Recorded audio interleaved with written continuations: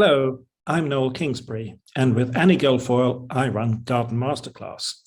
Now, this event is a recording of one of our Thursday garden chats, which happen at 6 o'clock London time every Thursday evening.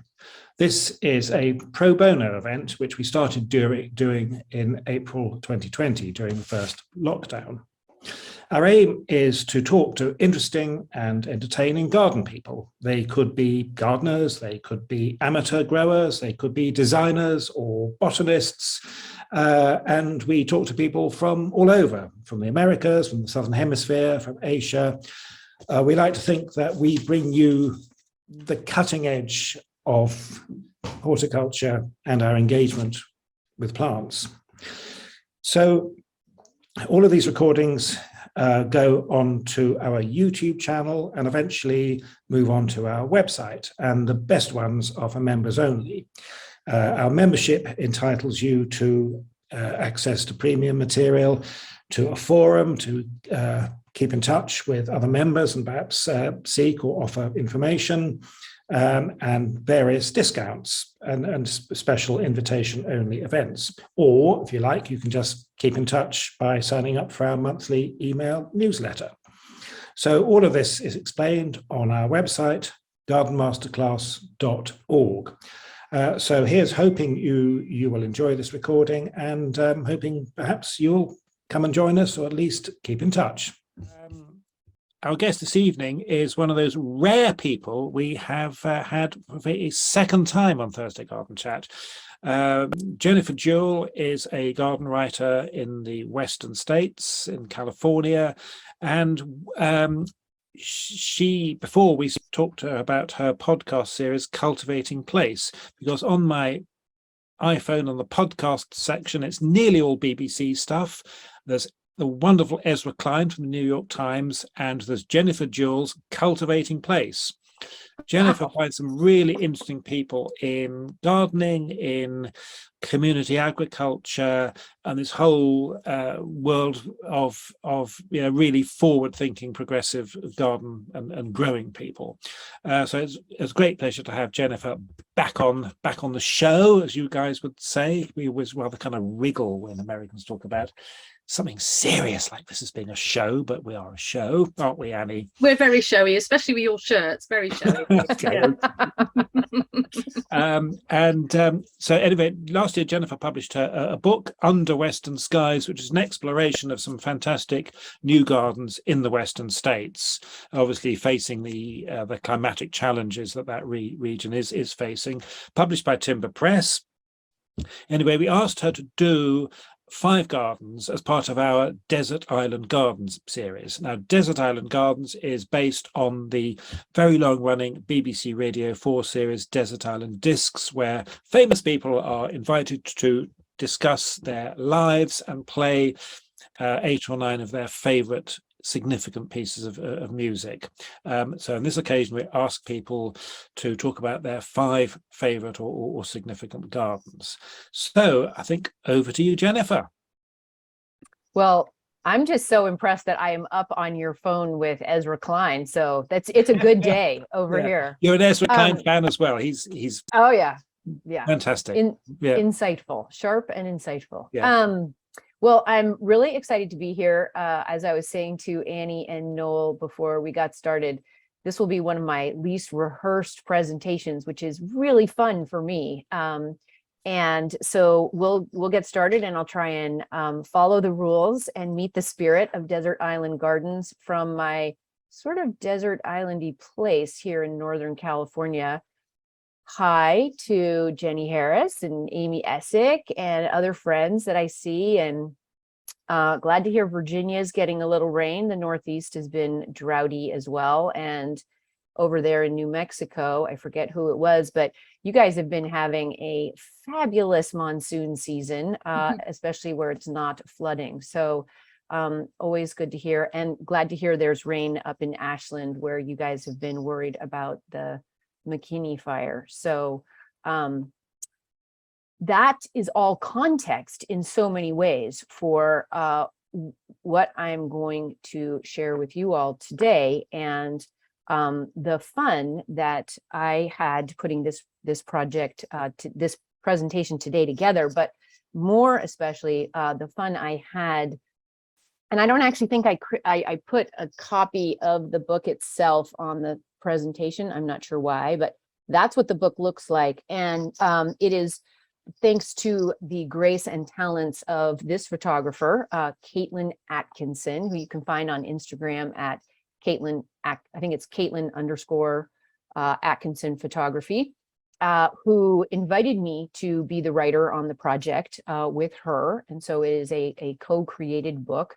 And the only reason I'm actually here on this program with you all today is because of her genius photography. And anybody who's listened to me for any amount of time on the podcast will know that I feel really strongly about this element of photography, especially in the US, where we just need more and more representation of beauty being exemplified by gardens that are ecologically and climatically appropriate, and meeting these times environmentally, and having that be the aesthetic standard, not the beautiful gardens of the damper and more lush portions of our world. Because as I just pointed out, even in the Northeast of the US, they are going through yet another summer drought right now. And so these ideas of intelligent resource use and management are not alone, not mutually exclusive to the US West, but because we've been handling things like drought and big storms and big winds and open exposure and a lot of drought, which is some natural, seasonal, and some which is unusual. Let's not say unnatural, but unusual. I think these lessons, these gardens in the book Under Western Skies have a lot to share with anybody who is looking at making their garden more climate appropriate, climate resilient, whatever term you might want to use. And it was just really solid fun to be in these gardens. So Caitlin came to me. Oh, well, I did. Look at that. Good job, me. Caitlin came to me and said, would you like to be part of this project? She had a couple gardens in mind. I've been a longtime gardener in the West, born and raised in Colorado, and then have been in California for more than 15 years now. Northern interior California, which is a very different scenario than, say, Napa or the Bay Area or Santa Barbara. It is much more like the Intermountain West of the US. And as I was sharing, and many of you who are in the US will know, it's supposed to be, I think, 106 here today. I think that's 41 Celsius. It's not, we have very little humidity, which is worrisome, less than usual. I think we were down to 1% humidity last week. And so it's less like the steam bath of Virginia in the summer or the hot parts of the UK, and more like the slow roast cycle on the oven. And you literally go outside at 100 and anything over 105, and it feels like you're in the oven. But so then I had to go through this book, which has 40 gardens, although it's 36 chapters, because a couple of the gardeners were represented by were representing two different gardens. And it was really interesting to me to pick out the gardens that I picked out, and then to look at them and think, why did I pick out these gardens? And there's that great quote from The Little Prince that goes something like, "Where are you from? You are from your childhood." And when I looked at the gardens that I chose, they all clearly speak to me on an emotional level as to my comfortable birth landscape, which is a sort of open ponderosa pine forest at about 8,000 feet on the Front Range of Colorado. So without question, the very first garden that I picked out from the book to represent here is this one.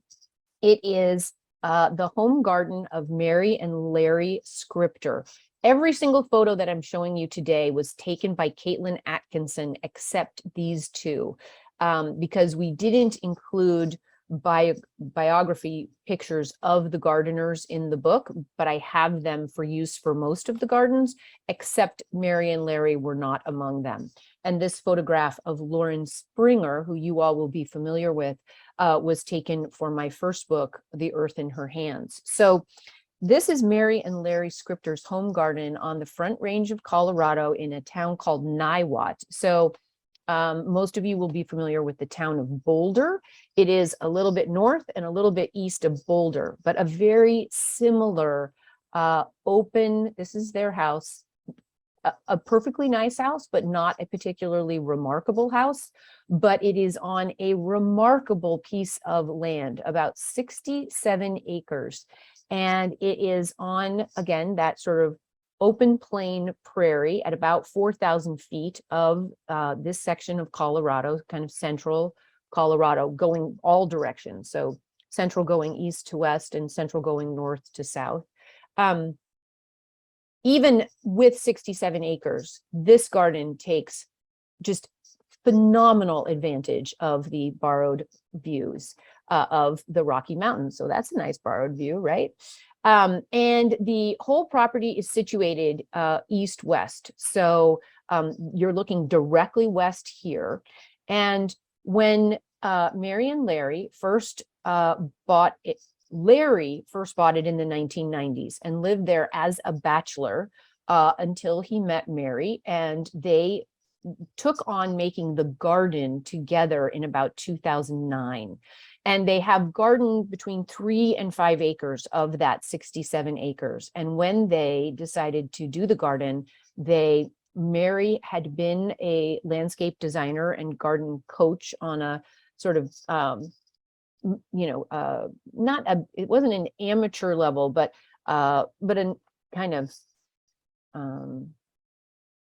there's a word I'm looking for. It's not intermediary, intermittent, that's the word, level around Colorado Springs, which is quite a bit further south and into the Rockies. And when she was doing her own training to become a garden designer and garden coach, she had met Lauren Springer through the Denver Botanic Gardens. And Lauren was one of the really, really remarkable early garden and garden communicator, writers, speakers in the US in the 80s and the 90s who were advocating for far more naturalistic planting, far more prairie plants, far more native plants. She has been outstanding in finding and trialing and then introducing native plants of Colorado onto the market through the Denver Botanic Gardens project called Plant Select. And so you'll see quite a few of her introductions here. It was interesting when Caitlin and Timber Press and I were going through the process of what the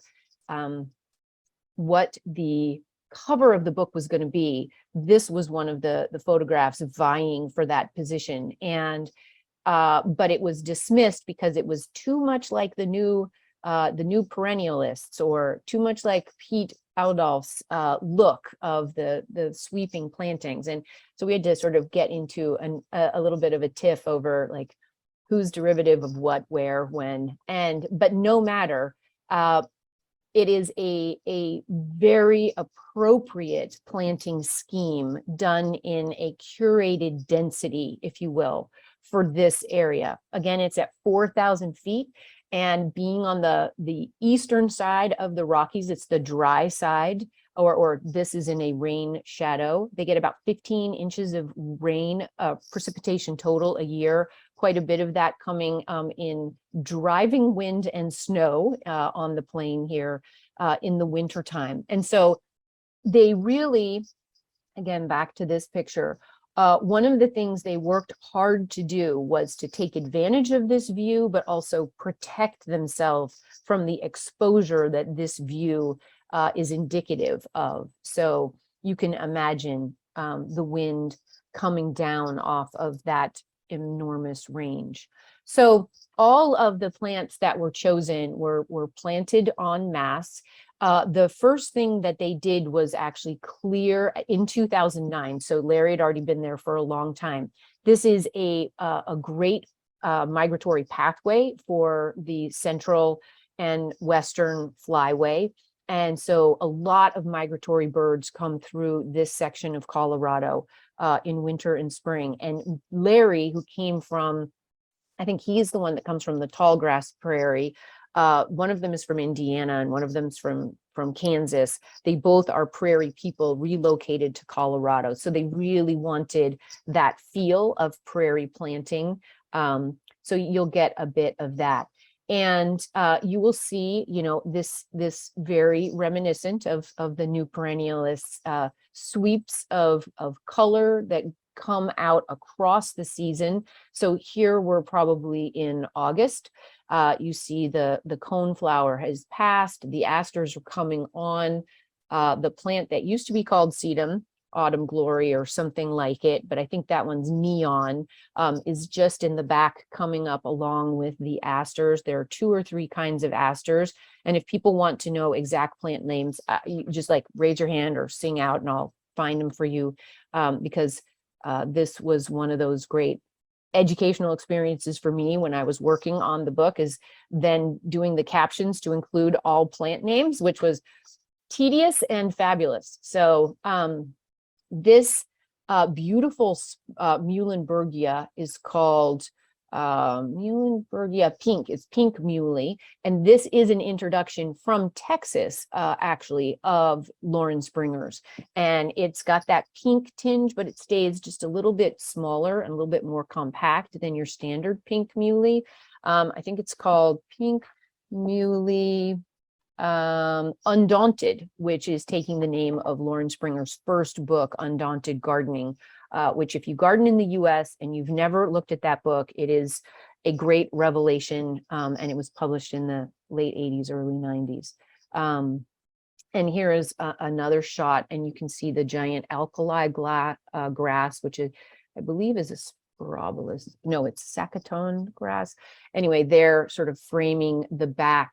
And they worked hard to create the tree line on the north and south sides of the garden to frame that view out to the west, but also to protect them from those prevailing winds and to some extent to protect the gardens. And one of the things that I love about this garden is not only does it remind me in moments like that first one where you saw the beautiful ponderosa pine here with that agastache, I forget which one it is. It's probably like Summer Love or something, down this peachy one, which was available, I think, first through High Country Gardens that used to be in New Mexico. And so that little like quiet pause that a mature ponderosa pine brings, and it's a very kind of dry, peaceful shade underneath it, with a little bit of filtered light. And then you're seeing that Hesperalo there. I'm not sure if it's brake lights, but those do so well in this environment. And so they really tried to edit the trees and then add to the trees in a way that would help with the view, give them a little privacy, and protect them from the wind. Now, here you'll see, which is interesting, a beautiful little grove of aspen. And you might associate aspen with Colorado, but in fact, the aspen at this elevation at 4,000 feet are not as happy as they want to be. They want to be at a higher elevation with more consistent snow cover in the winter and a little less dry heat in the summer. And so Lauren and Mary and Larry picked this exact selection. I don't want to look that up for you, but they picked it out from a, it's an aspen cultivar, Populus tremuloides prairie gold, which is from Nebraska. So it has co-evolved and adapted to this sort of environment rather than choosing a variety or a phenotype from the high alpine regions of Colorado, which is where you would associate a lot of aspens. But what I love about this, getting back, I'm sort of on a twisty tail here, is that this was a beautiful cooperation between a really well-recognized designer and a very dedicated and knowledgeable homeowner. And one of the criteria for books being in the garden in Under Western Skies at all was that the people who owned the garden had to actually garden in that garden. And it's funny because I've actually chosen mostly homeowner designed gardens. But for instance, when Lauren came and did her first consultation in 2009, Larry said, you know, the thing I love most about this garden is the birds, but they don't visit this garden enough. And so she really worked to create habitat and forage for the migratory birds coming across. And after she had done the original planting plan, they prepared the soil, they planted all the little starts, and then in between all of the perennials that Lauren had chosen and they had chosen with her, they planted 600 plugs of 3 or 4 different kinds of grasses. And so just working with plugs, right? This is 2009, working with the plugs and doing that matrix planting before the matrix planting idea was articulated, particularly in the US, I think just shows really innovative thinking. And it worked out beautifully for this garden to grow in nicely. And it also, I think, meets this, for me, happy balance between a kind of native plant puritanism and an overkill of non-natives that aren't actually contributing to the environment and ask for too many resources for the place they're living in. All right, so here we go. So this is again one of those views. Like here is, you know, an anemone, a Japanese anemone coming on in the fall. And again, you see this grove of aspens helping to filter, but also allow for that beautiful view. And then you see back in that far, I do have a cursor. See these are 2 dead snags of big old cottonwoods, which are the roosting place for a pair of bald eagles. Every spring they come in and have a nest. So that's a great joy. And that's actually still on their property. Their property stops after that. And a lot of their property, of course, is just maintained as fields or kind of light, no water, winter rye kinds of work. So here again, you see some of that kind of wave of perennial and grasses feel. So my second garden, I was going to stay in my birth home state and just take you to the high elevation, which is a little bit more in my childhood wheelhouse. And so I was going to take you to Isacados, and I sent this as a picture to Annie and Noel as one of my choices. And it's a beautiful garden.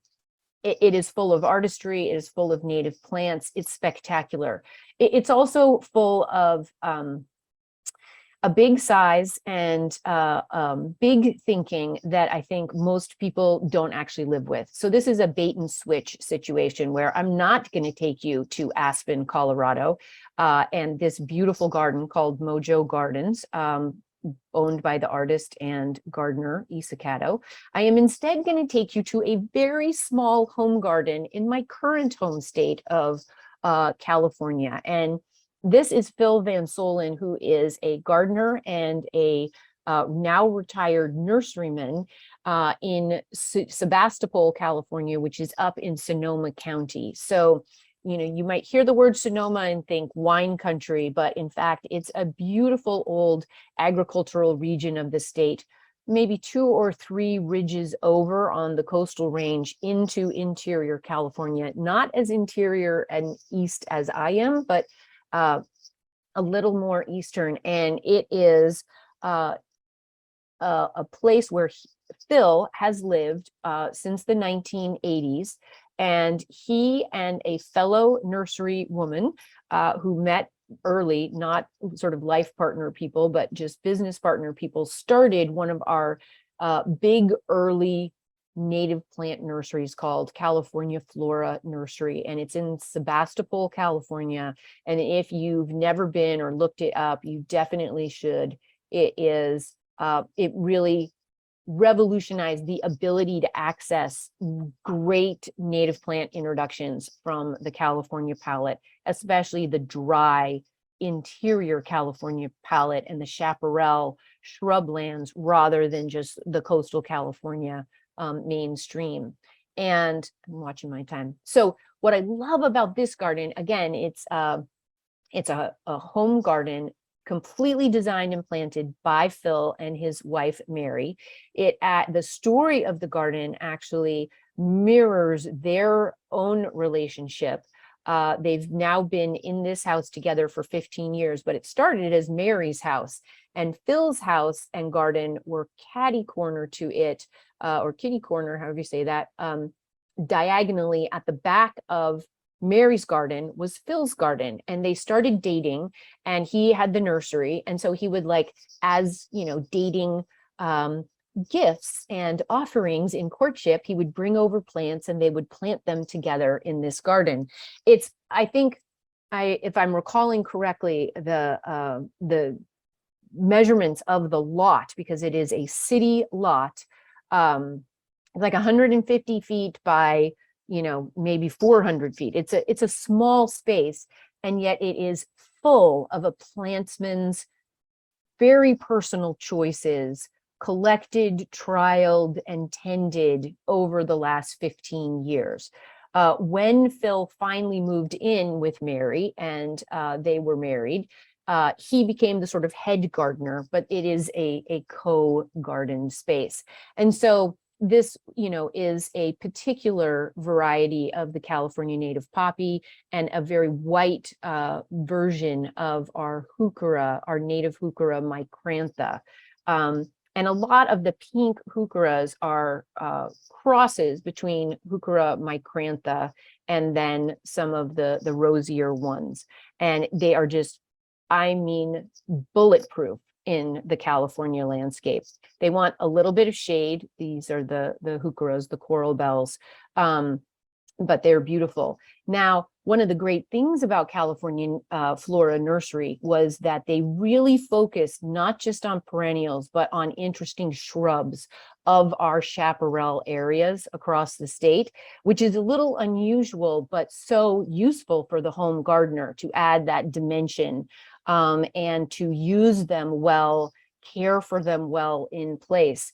And so on this tiny space, Phil and Mary have collected, I want to say 60 different versions of varieties or selections of our Manzanita and our Ceanothus from California and Western natives.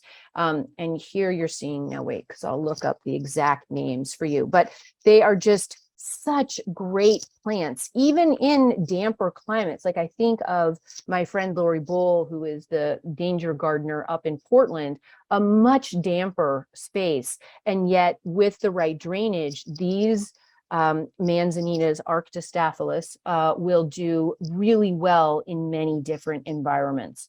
So this one is that tall one that you're seeing pruned up there so nicely, showing off its red stems with its peeling bark, is Arctostaphylus Monica. And wait, that's a natural, on the left, let me see. Monica is on the left, on the left. And the other one is a naturally occurring hybrid that Phil grew from a semi-hardwood fall cutting. So, and then you see he's done a lot of gravel garden kind of planting here, and allows almost everything to self-seed, which turns into a beautiful kind of symphony of plants. And it creates this year-round interest with a lot of different flowers and seed heads.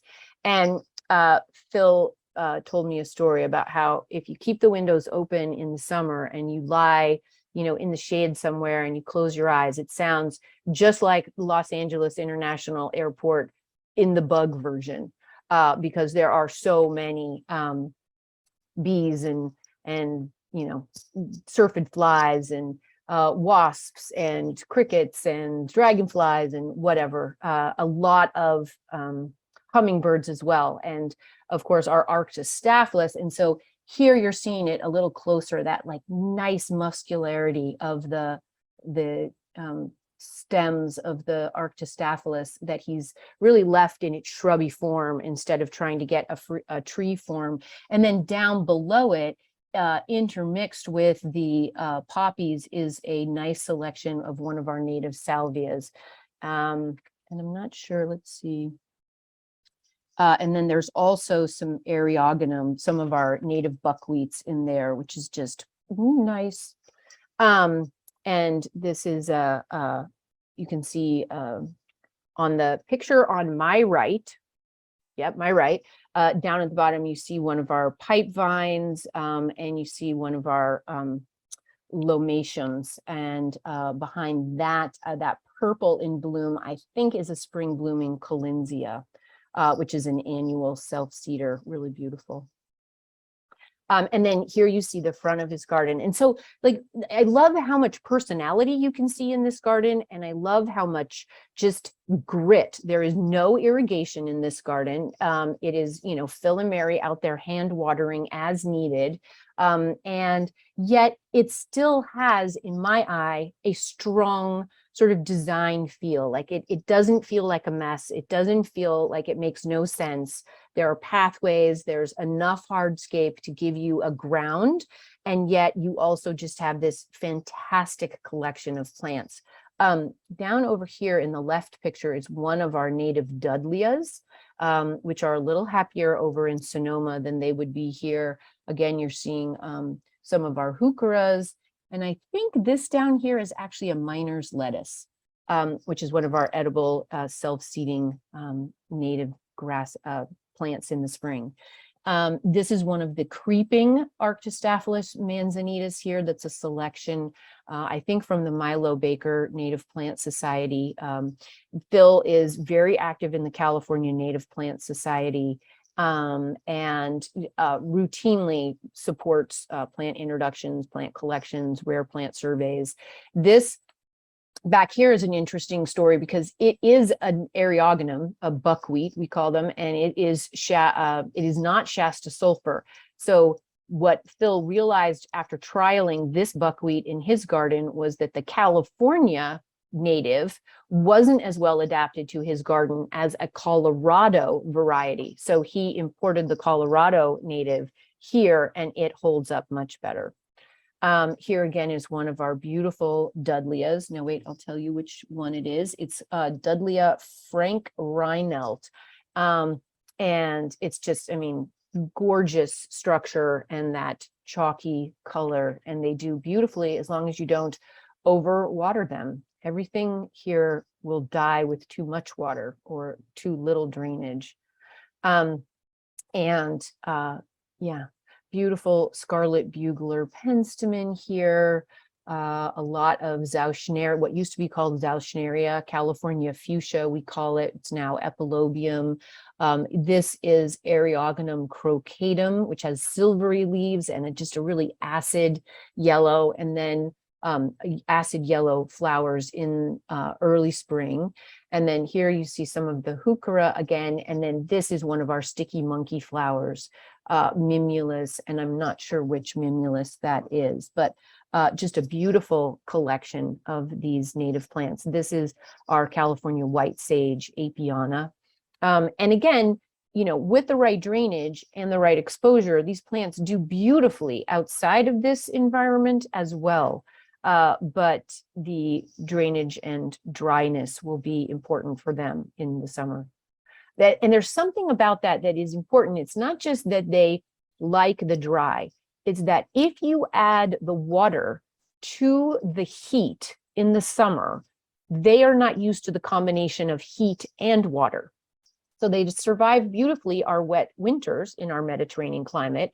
But when you put the heat with the water, you trigger a fungal activity. That is what is their demise by watering our natives in the summer. So the next garden goes a little bit down the coast in Watsonville, California, in Santa Cruz County. And this is home gardener, Sandy Martin.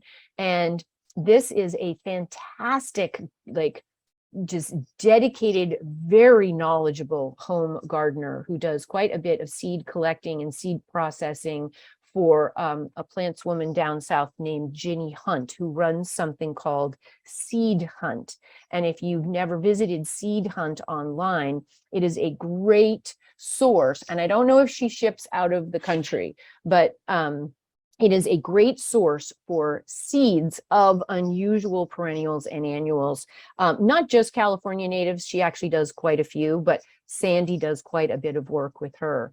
And Sandy started in the medical field, and her husband is a physician, and she and he bought in the 80s this piece of property in Santa Cruz, and they were living in Davis, and they would go spend their weekends on this property. They were, as she calls them, very happily children of the 60s and 70s, and were very motivated by the idea of back to the land and sustaining. And they bought this old, and this is what I love about this garden and this property. They bought a piece of property on which was an abandoned avocado orchard. So Watsonville, and it also had remnants of a citrus groves as well. Watsonville is a historically very agricultural area in California.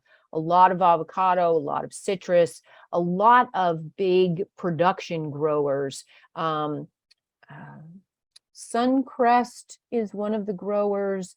The strawberry people, what are they called? A big berry production region.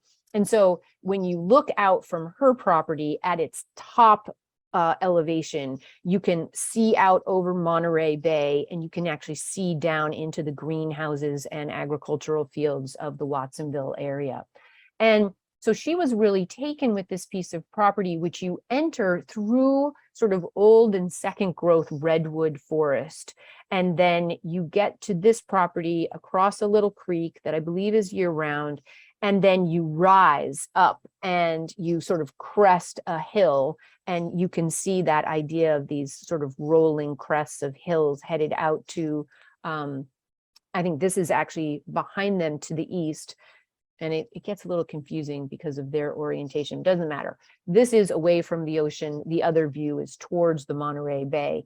And what I also love about this garden is that, and she knows that she's a plant collector. She says that a designer might look at this garden and say, oh, you need something of this color here, or something of this height here, or a little more repetition of this shape across the whole space. But it's a big garden. It has a lot of topography and a lot of microclimates, and she is just a diehard plant collector. And she has, in my opinion, really woven together beautifully this old agricultural structure that she took on and kind of integrated it into the native landscape around her. So what you're seeing here is she is a huge salvia fan, and she has several native salvias here.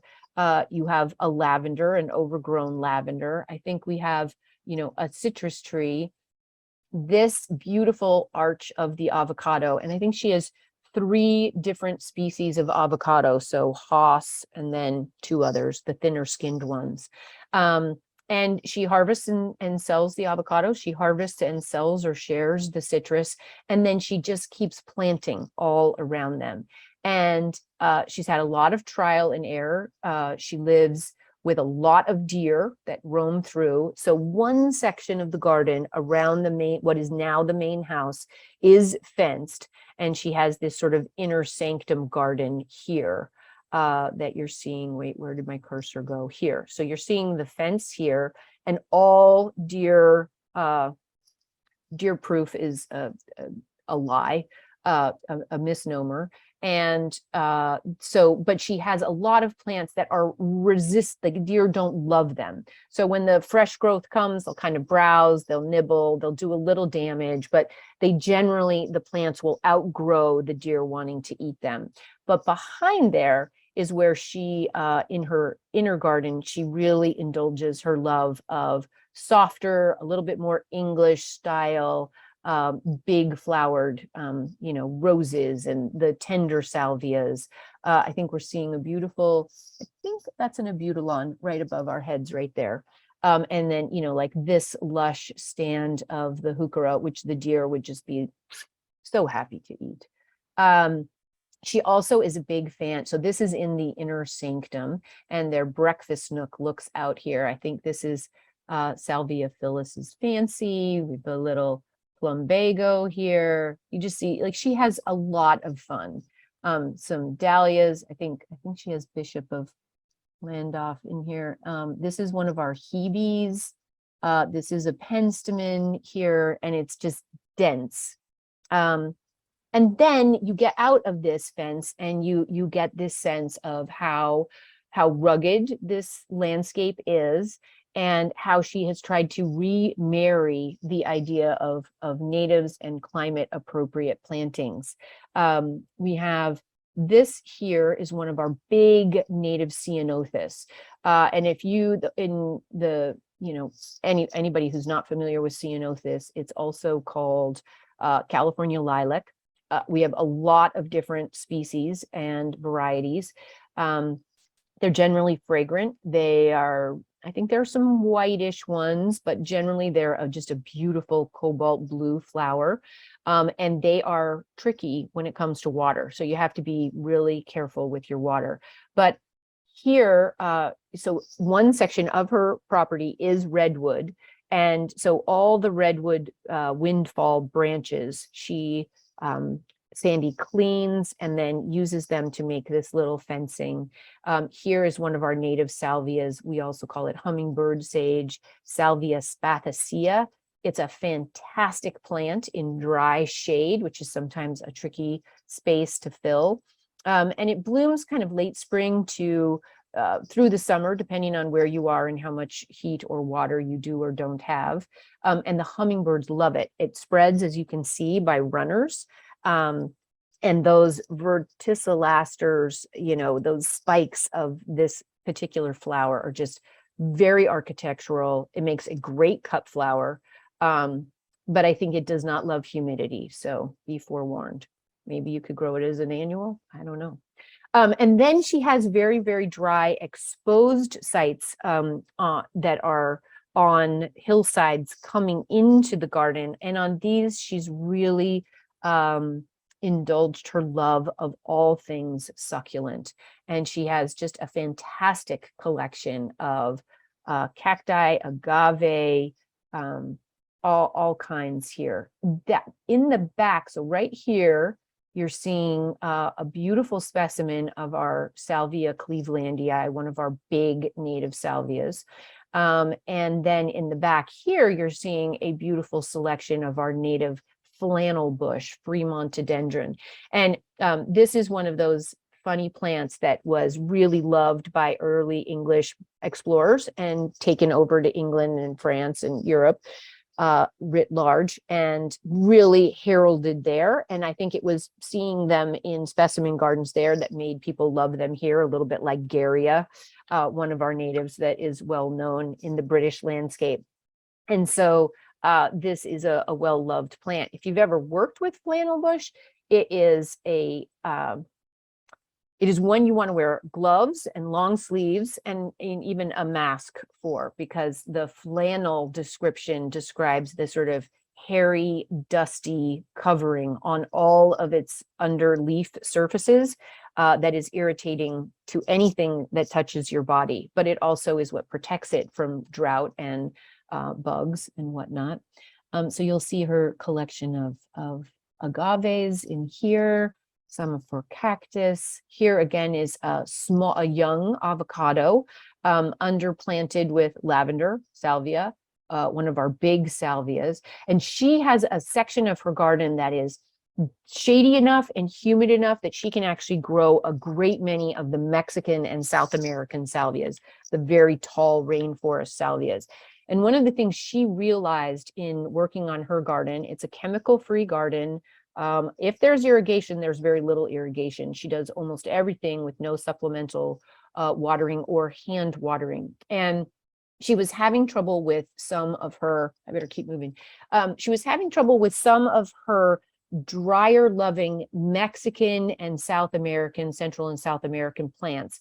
And then she realized that they did well if she watered them at the same time that their places of origin were receiving summer water. So in the US, we call it down in the Southwest and specifically the Southwest, we call it the monsoons, and it's directly related to, the big air currents coming up from the South, bringing water from the Gulf. And in Mexico, they're called the chubascos, and there are these summer rains that are seasonal, and they are sort of specifically timed, and the plants that live there are co-evolved to thrive with that summer water. So that's when she now sort of tracks that weather pattern and waters those plants then. And I just love that because it just looks like a little flock of geese. Down here at the bottom, you're seeing you're seeing a froth of some of our native buckwheats, Eriogonums. You're seeing one of our beautiful Arctostaphylus Manzanita here. Not sure that might be an Artemisia, but I'm not sure. And so this Eriogonum is like crossover. It self-seeds and crosses with each other quite a bit with itself. But this one down here is one of our big pink ones called Eriogonum grande rubescens. And it's just a stunning flower if you don't overwater it and you put it in the right position in the summer. It's just a great bloomer. And Eriogonums are one of those great pollinator plants that bees, the very small native bees and flies just love. The butterflies love it too, not as much as the larger flowered plants. So then we're going to go further down the coast. Now we are in San Diego County. So we are really in the like desert coastal chaparral of California. And it is dry. And so it makes my region of the world look positively lush and overwatered in all ways. And you see a lot of dune plantings. And I love this home garden for so many reasons, primarily because its gardener, Dennis Mudd, is one of those people who became a gardener late in life.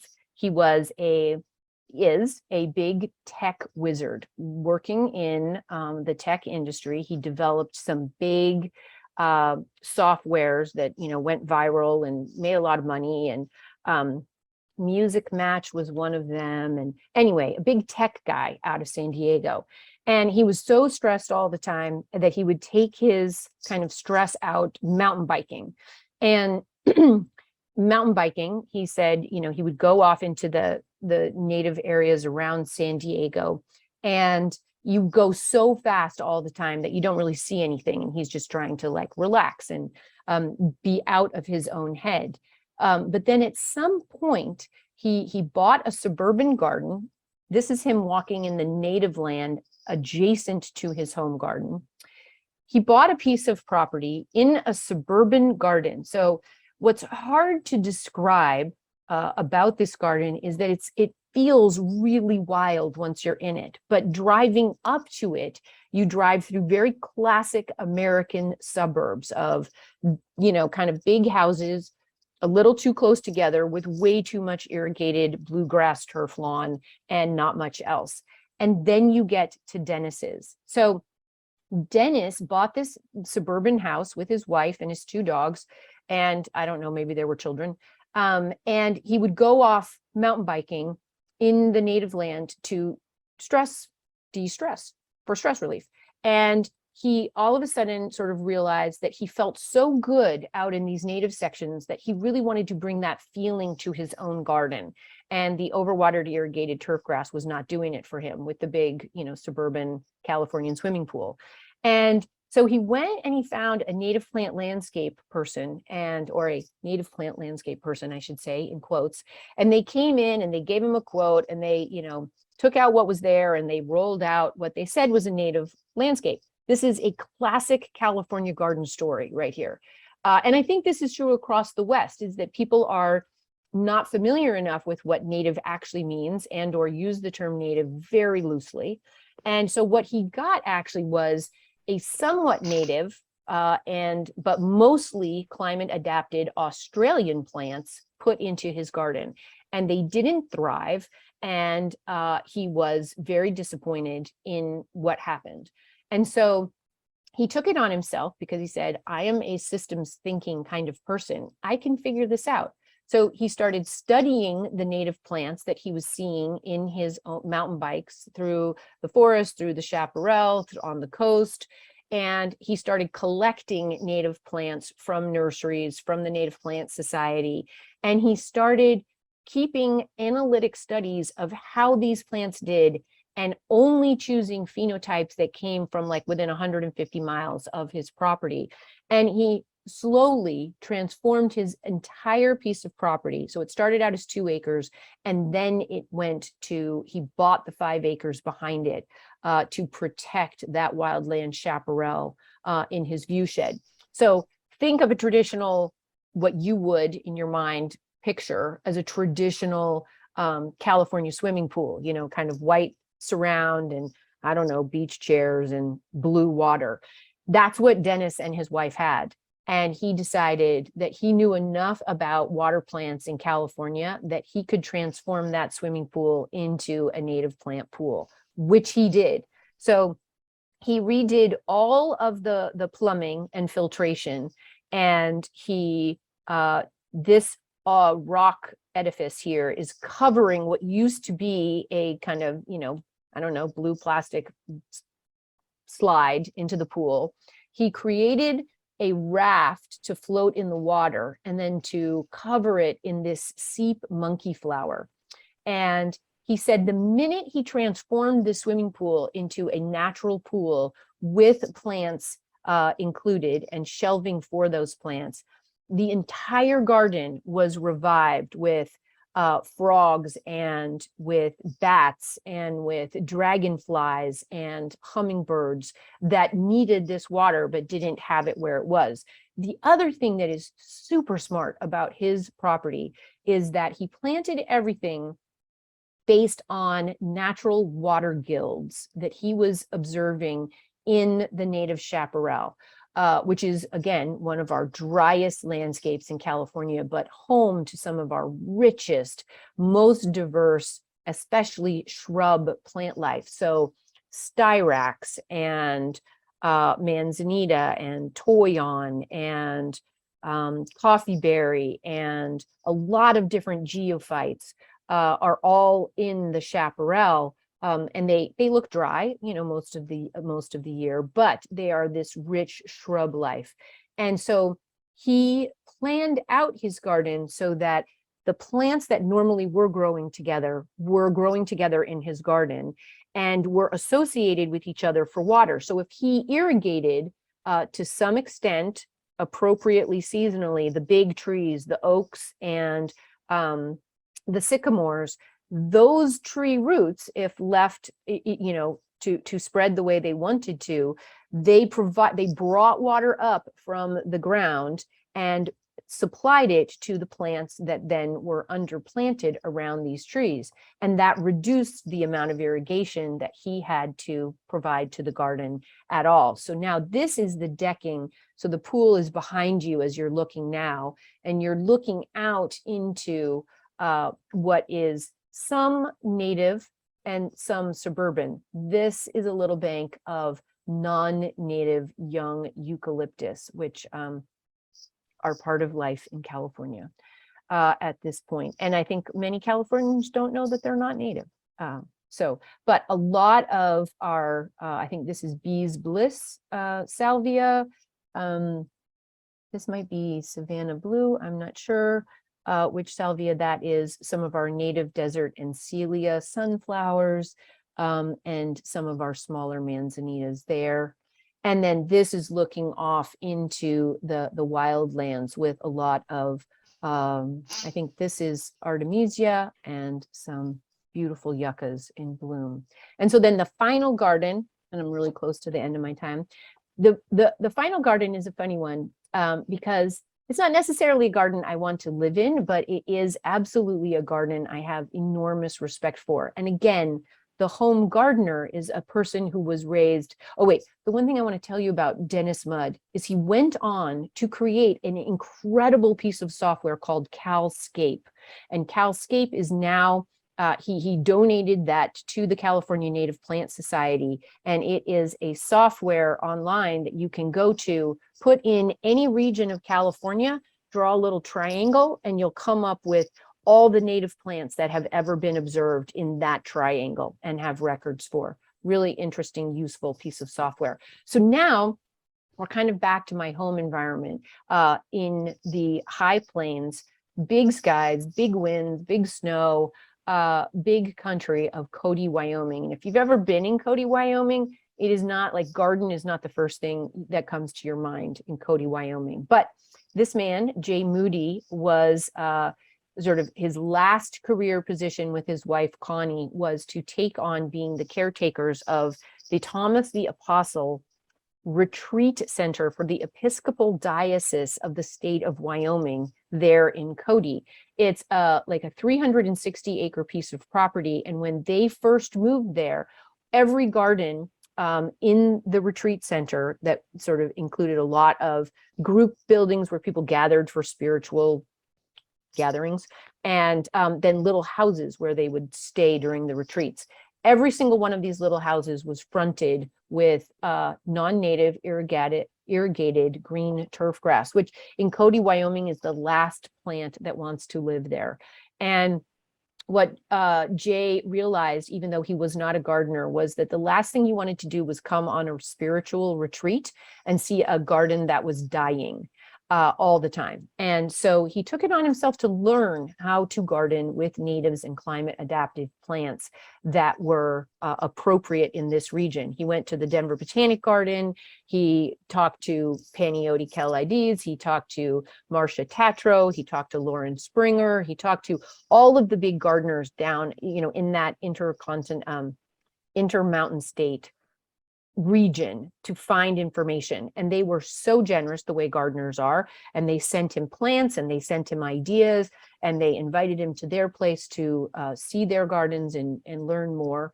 And so he turned off the irrigation, he took out all the turf grass, and he said one of the great things that happened was that when he started to do this, he went from were no bees or bugs to a very lively landscape of bees and birds and bugs. All, when you're talking to God, you kind of want silence, but you don't want that kind of silence. And he was very proud of that. One of the things he did, I don't know if I'm unstable, but one of the things he did was he took a lot of cuttings and kind of lessons from the landscape beyond his, I think it's about 3 acres total that he's gardening on this 360 acres. So he tried to repeat the colors that were naturally occurring in the grasslands, these high prairie, high desert grasslands. And so this isn't all native, but it's quite a bit of native. Eriogonum here, rabbit brush here, chrysothemis, some of our pine leaf penstemon over here. But then this is Nepeta, this is, I don't know, Leonidas, something like that. He tried to repeat that so that anything he put in was still very appropriate.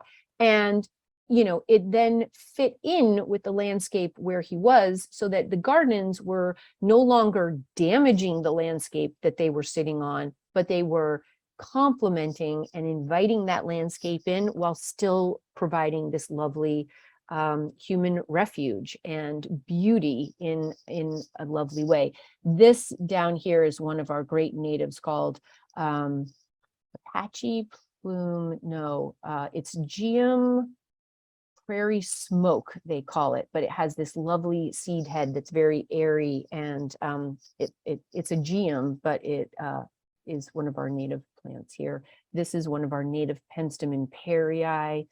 There on the plains. It's native in California too.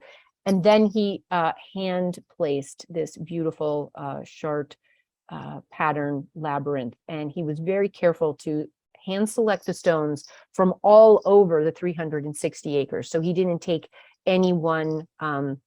take stones from too much from any one place so as not to disrupt the habitat, which I just deeply appreciated. And one of the things he said that I loved was gardening is actually a lot like praying.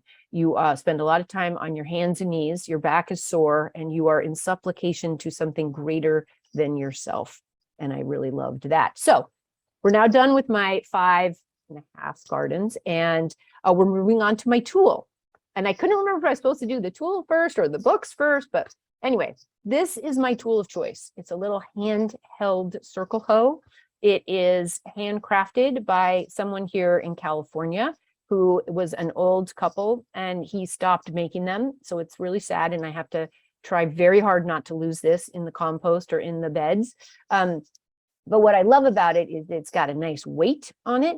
And that little edge, if I keep it, I'm pointing at the screen like you can see me, but you can't.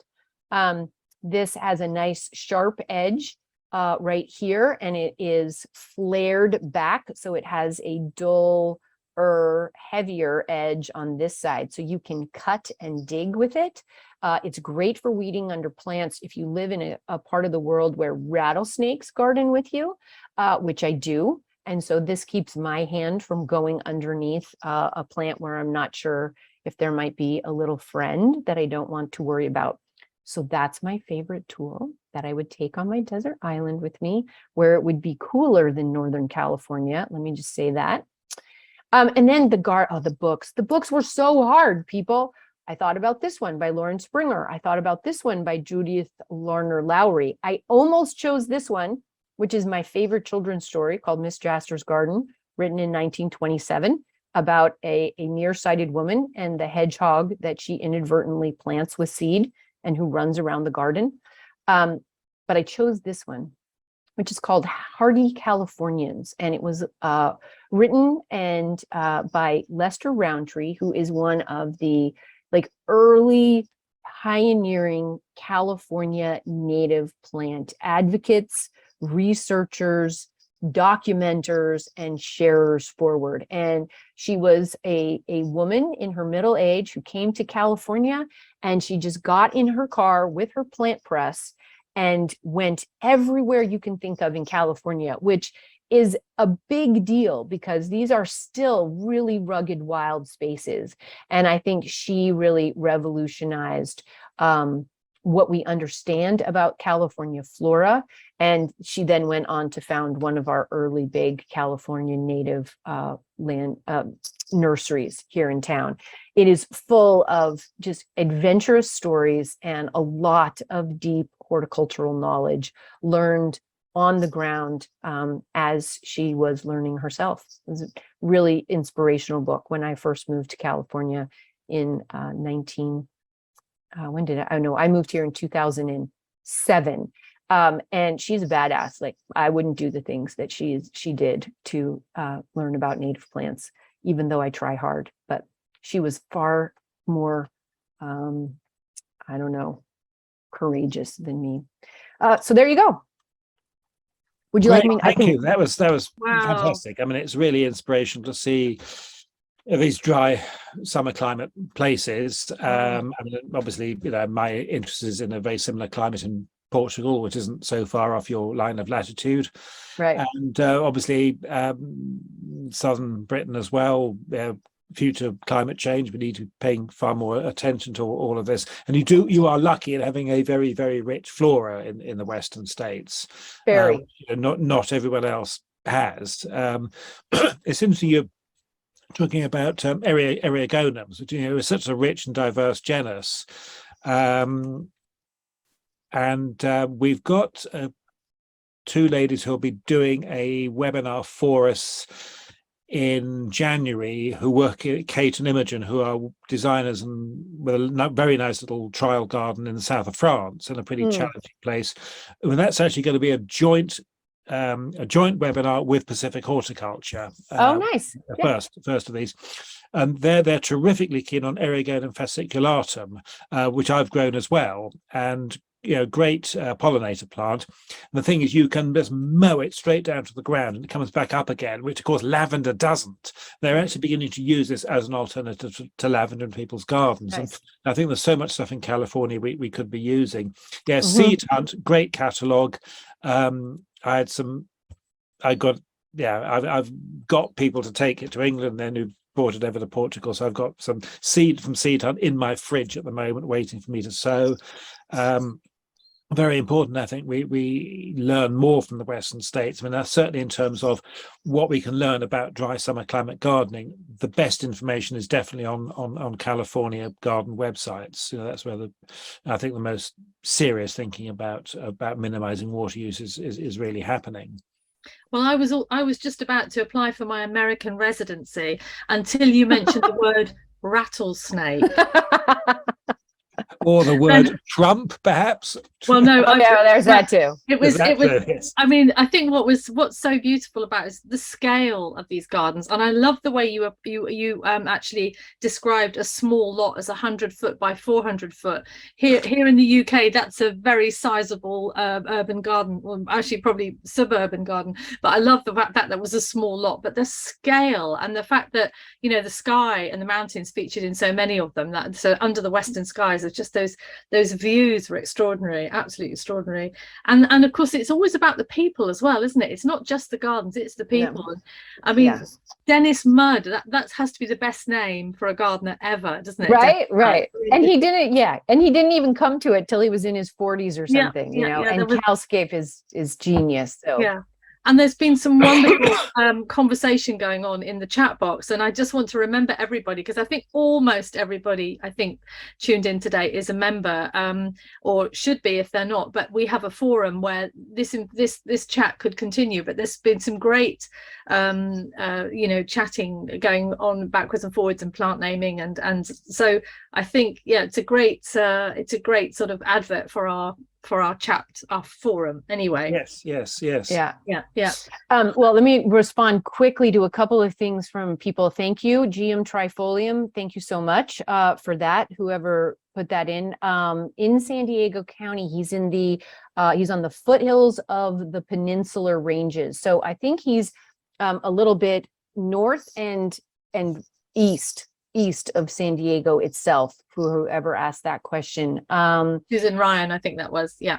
Okay, and then I don't know if this person, but I'll share this again, and just so that you can take a screenshot of that, even though it is, I know, recorded. Wait, yeah, there.